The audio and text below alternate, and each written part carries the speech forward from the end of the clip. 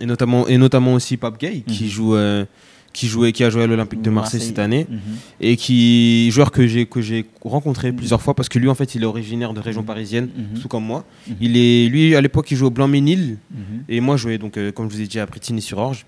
Et t'avais 10 ans, 12, 15 ans. À l'époque on devait avoir quoi? Non, même pas 10 ans, 11 ans, 12 ans, maximum. Maximum. Il était ailier gauche lui aussi. Il a commencé ailier gauche, et très technique, très bon. Et regardez, alors aujourd'hui il est milieu défensif.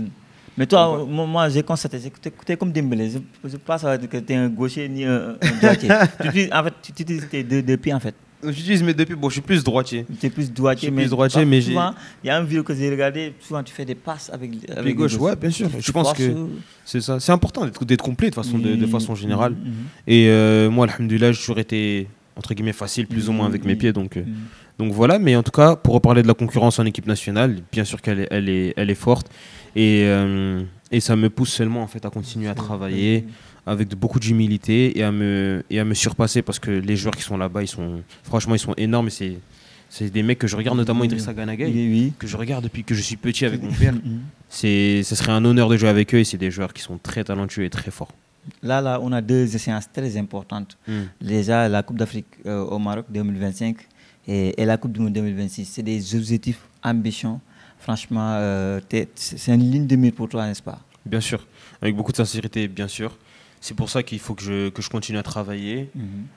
Toujours, comme j'aime bien dire, la tête dans les baskets, pas trop regarder ce qui est autour de moi, avec beaucoup d'humilité, mais toujours travail, sacrifice, parce que c'est des échéances à court terme. C'est là, dans un an même pas.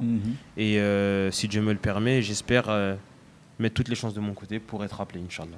Qu'est-ce qui peut faire la différence? On sait que le football maintenant, ça a changé. On regarde souvent les statistiques, buts, passes décisifs. Tu es un milieu terrain offensif. Tu te dis que je dois mettre plein de buts. On a vu Bellingham du côté de la Madrid, par exemple.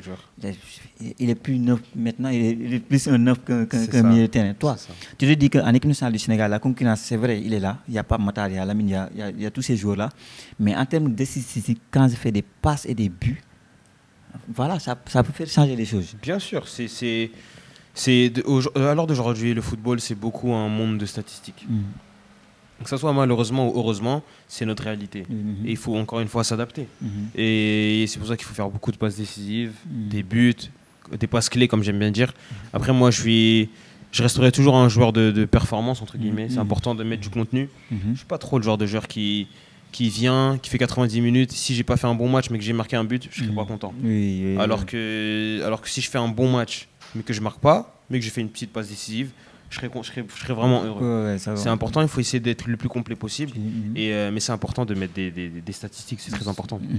Merci beaucoup. En tout cas, c'était un plaisir de faire cette interview avec toi. Et ce maillot-là, déjà, merci. Franchement, c'est un plaisir de porter ce maillot-là. Tu as changé de club. Maintenant, c'est un nouveau maillot. Et le 10 surtout. Et pour te dire une petite anecdote, j'ai porté ce maillot-là en équipe nationale du Sénégal pendant les entraînements des Lions. Il y a beaucoup de journalistes qui me disaient, c'est qui Dior numéro 10? J'ai dit, tape sur Instagram, tape sur YouTube, c'est lui. Donc franchement, un joueur magnifique. Je pense que tu es bon de deux pieds, tu es assez technique. Et moi, j'aime bien ces jours-là.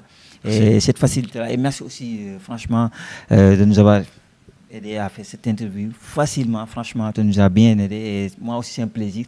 Et de ce que j'attends, de ce que j'ai pris pour toi, c'est de porter un jour le maillot de l'équipe nationale du Sénégal. Et tu as cette dédication-là, tu es assez humble. Et je me dis que si tu continues sur cette lancée, tu peux porter le maillot de l'équipe nationale du Sénégal. Ce n'est pas aussi évident que ça, mais je me dis que tu es en première division portugaise, tu vas rencontrer Benfica, tu as des matchs chocs comme ça. Tu peux mettre dans ton programme, tu te dis que quand je fais un match extraordinaire contre Benfica, à l'UCC peut regarder ce match-là. Et moi aussi, je serai toujours là avec Zeyna, sur Instagram, sur toutes les plateformes, à te donner plus de visibilité pour que les Sénégalais savent qu'il y a un Idriss Diop qui est bien, franchement, du côté de Portugal. En fait, le mercato, je n'ai pas posé la question. Tu aimerais un jour revenir en France première, je n'ai pas posé cette question-là.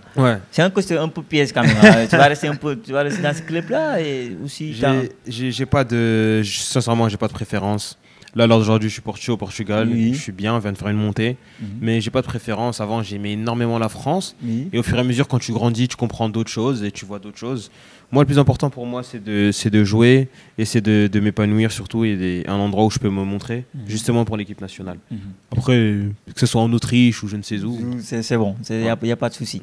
Donc, le dernier mot pour les téléspectateurs, les internautes de Sen Football TV, quel est le dernier mot? Le dernier mot, c'est toujours croire en soi, croyez en vous et encore une fois, allez les Lions. Jerry Jeff. Merci beaucoup. Merci. On est bon, hein? Merci beaucoup, c'était un plaisir.